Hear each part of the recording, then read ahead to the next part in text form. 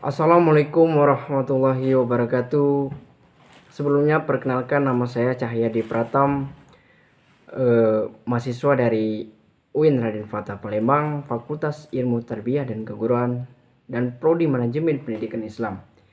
Di sini saya akan menjelaskan yang telah diberikan dari pembimbing ke-6 materi. Yang materi pertama itu konsep dasar ilmu pendidikan Islam. Yang kedua, tujuan pendidikan Islam. Yang ketiga, asas dan prinsip pendidikan Islam. Dan yang keempat itu pembinaan dan tanggung jawab pendidikan Islam. Yang kelima itu alat-alat pendidikan Islam. Dan yang terakhir, pendidikan dalam pendidikan Islam. Baiklah, di sini saya akan menjelaskan ke-6 materi tersebut. Baiklah, materi pertama itu saya akan menjelaskan konsep dasar ilmu pendidikan Islam.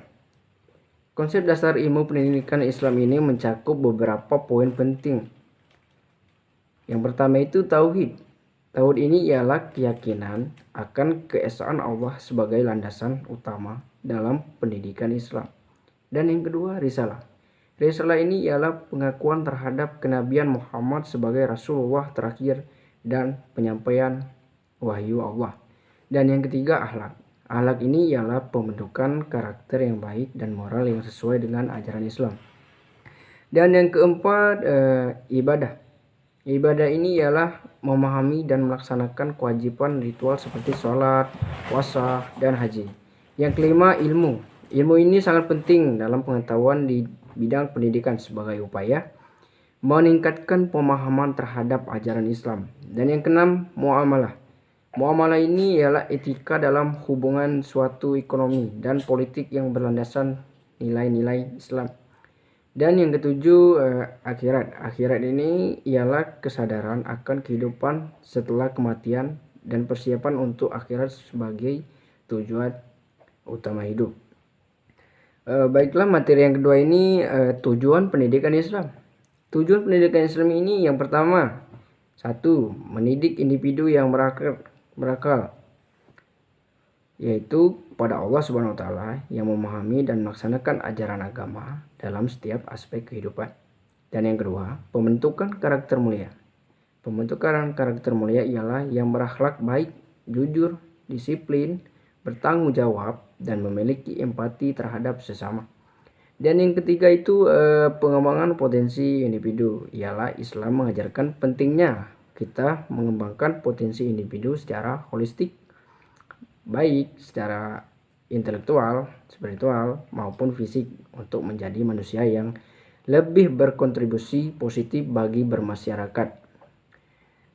Yang keempat, pemahaman yang mendalam terhadap ajaran Islam, yaitu tujuan pendidikan Islam adalah agar individu memahami ajaran Islam secara mendalam baik dari segi teks maupun aplikasi dalam kehidupan sehari-hari. Dan yang kelima itu peningkatan kualitas kehidupan, yaitu pendidikan Islam bertujuan untuk meningkatkan kualitas kehidupan individu dan masyarakat dengan membimbing mereka untuk hidup sesuai dengan prinsip-prinsip Islam, baik dalam hubungan personal, sosial, maupun ekonomi. Dan yang keenam itu pemuliaan ilmu pengetahuan dan keterampilan, yaitu Islam mengajarkan pentingnya kita untuk lebih mengetahui pengetahuan dan keterampilan dalam meningkatkan kualitas hidup. Oleh karena itu, tujuan pendidikan Islam adalah untuk memuliakan ilmu pengetahuan dan keterampilan yang sesuai dengan ajaran Islam.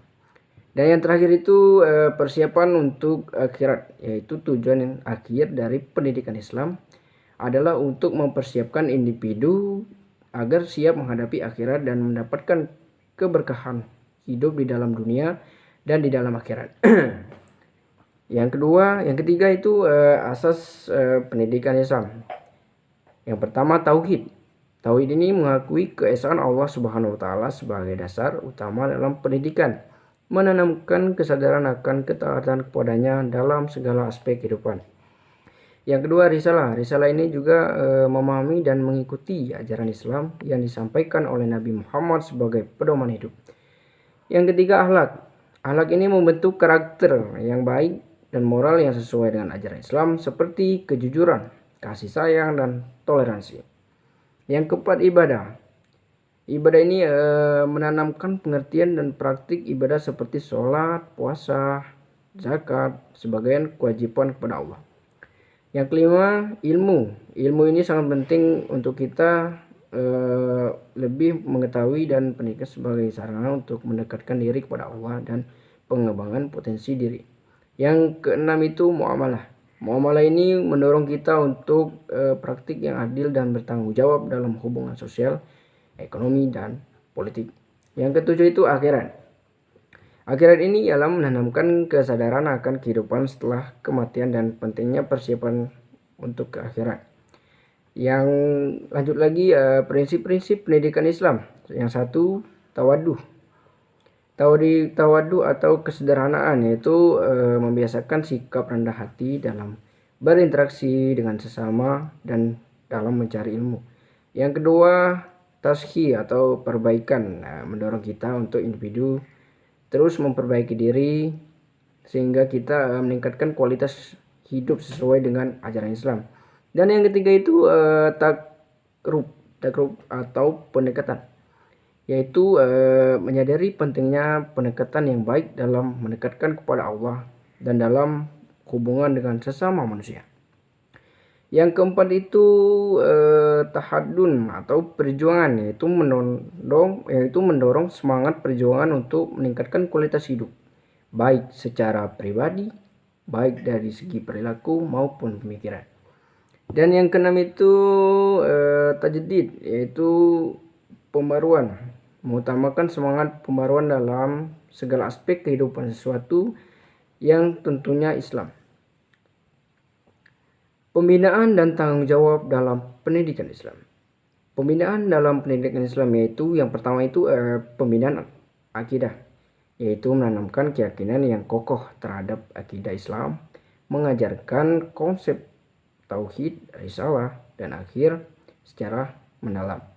Yang kedua itu pembinaan akhlak, yaitu pembentukan karakter yang baik dan moral yang sesuai dengan ajaran Islam dengan mengedepankan nilai-nilai seperti jujur, disiplin, dan kasih sayang. Dan yang ketiga itu pembinaan ibadah.